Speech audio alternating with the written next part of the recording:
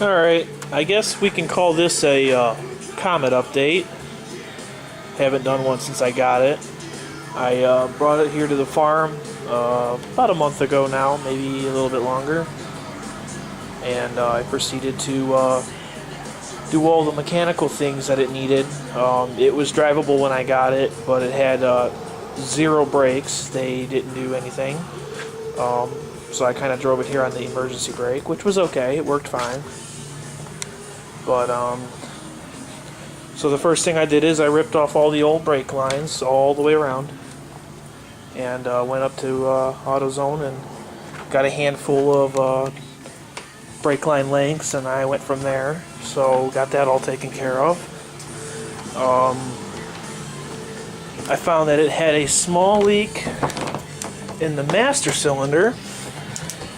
I guess you'd call it a leak by, since it would just leak right by the piston and never build pressure. So I was able to have it rebuilt by a local shop. So there it is. Looks just like it did when it was brand new. I replaced the pressure switch right there that controls the brake lights. Haven't done anything else to the motor. You can see my new brake lines there as well. So, did that. Pulled all the drums off. Checked all the wheels. All the shoes were pretty good. All the drums looked pretty good. No, only one leaking wheel cylinder. Taking care of that right now. So after I got them off, I proceeded to polish them. And I painted the center caps gloss black because they were chrome, but they were pretty nasty. So you can see this wheel and compare it to this wheel over here. How rusty and pitted and nasty they are. But I used a cleaner called Noxon 7, I believe, and a brass wire brush. With those two tools, I was able to get them looking pretty good. Noxon 7. Over here I've got another set. There's one that I've polished. And then behind it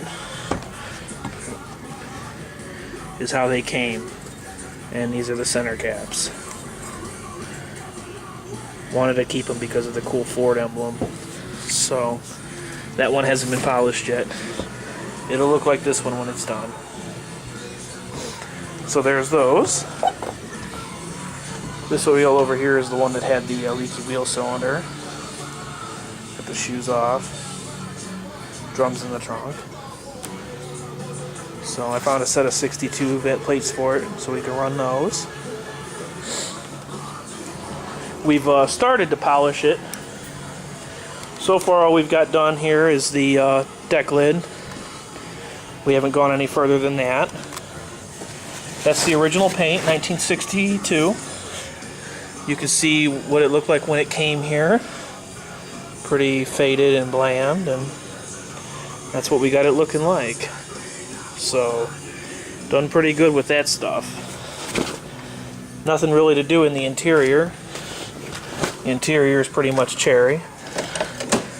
So we don't really have to do no work in here. So, no need to work on the interior. I drained the gas out of it.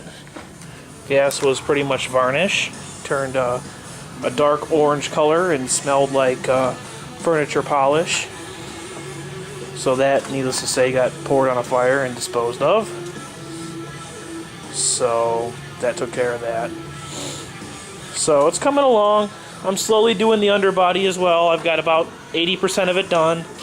Take 2 heavy-duty wire brushes and wire brush the scale and undercoat that was on it off, and then I spray it back black with now I use truck bed liner. It's a lot better than rubberized undercoating. So when I'm done with that, it'll be pretty much ready to go.